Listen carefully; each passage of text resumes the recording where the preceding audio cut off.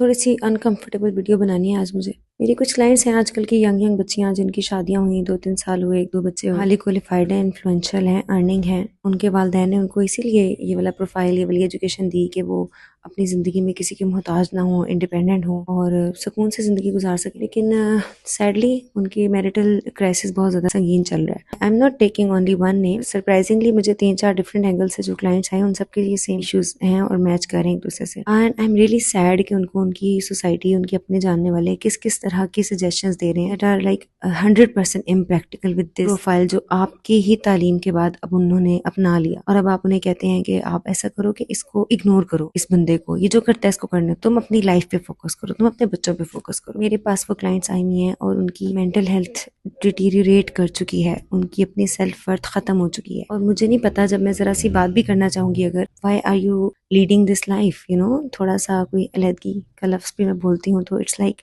There is no option, you can not think about it, you can not talk about it.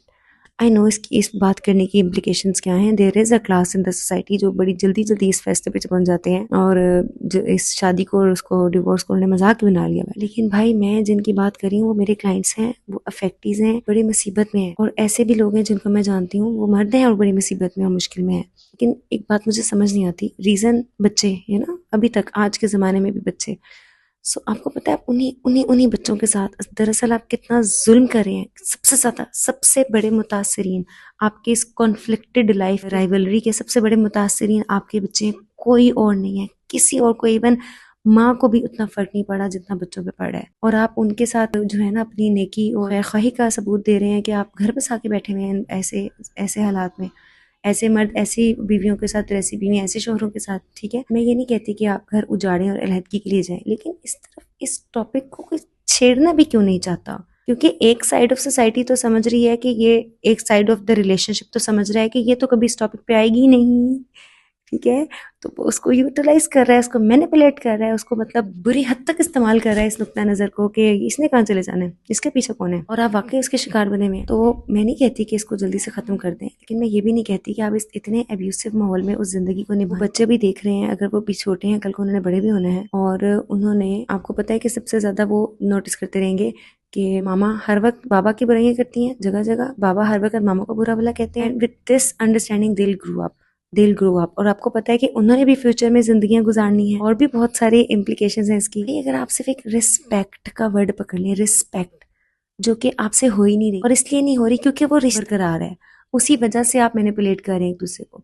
सो एक दफा आवाज तो निकालें, बात तो करें कि भाई जस्ट बिकॉज कि I have signed this paper, this Holi paper, I know वो मुकद्दस पेपर है, मेरे साथ ये सब कुछ हो रहा है एंड यू आर जस्टिफाइड। और जब हम एक दूसरे को मुंह पे थूकने के भी रवादार नहीं होंगे तो हम अलहदगी ले लेंगे, और अलहदगी के बाद हम एक जंग करेंगे पूरी जिंदगी, और नस्ल दर नस्ल जंग करेंगे। इसका कोई इज्जतदार तरीका भी तो निकल सकता है ना, कि नहीं निकलता? इस्लामी मुआशरे में निकलता, इस्लामी तालीमात में निकलता है। मेरा कहने का मतलब ये तो नहीं है ना कि अब इसको मिसअंडरस्टैंड करके लोग कहें कि हाँ जी लोगों को जो है ना वो अलहदगी की तरफ कल दिला रही है। लेकिन मैं उसी मखसूस तबके की बात करना चाह रही हूँ जिसके पर बहुत कुछ बीत रही है। वो एक मिसगाइडेड वे में शायद चले गए थे, उन्होंने अपनी बच्चियों को हाईएस्ट एजुकेशन दिला दी, उनके अच्छे प्रोफाइल है, लेकिन वो अभी भी उसी चक्की में पिस रही हैं। तो फिर क्या खटा लिया हमने? अगर तमीज सिखानी थी तो किसी और तरीके से सिखानी थी, चले वो ना हो सका समहाउ। अब उस 2-4 लड़कियां या वो जो कुछ जो मेरे पास आ रही हैं, मैं सिर्फ उन्हीं का एक कॉन्टेक्ट ज़हन में रखूं, इस वक्त 2-4 आ रही हैं। मैं ऐसे बहुत सारे लोगों से डील कर रही हूँ, कम से कम दर्जनों केसेस अब तक मैं डील कर चुकी हूँ। ठीक है ना? तो उसके अंदर हम अगर ये कहते हैं कि भाई कोई लकीली अनलकीली, एक्चुअली अनफॉर्चुनेटली कोई लड़की ऐसे दाव में फंसी गई है, तो भाई उसको निकाल दे, उसको पागल करना है आपने, उसको मरवाना है, उसकी मतलब उसको ज़हनी मरीज बना के उसके अगले 4 बच्चे भी और 3 नस्लें भी ज़हनी मरीज बनानी है। मैं इस पर बात करना चाहती थी, कहीं ना कहीं तो करना चाहती थी। अब देखते हैं इसका क्या जवाब आते हैं मुझे।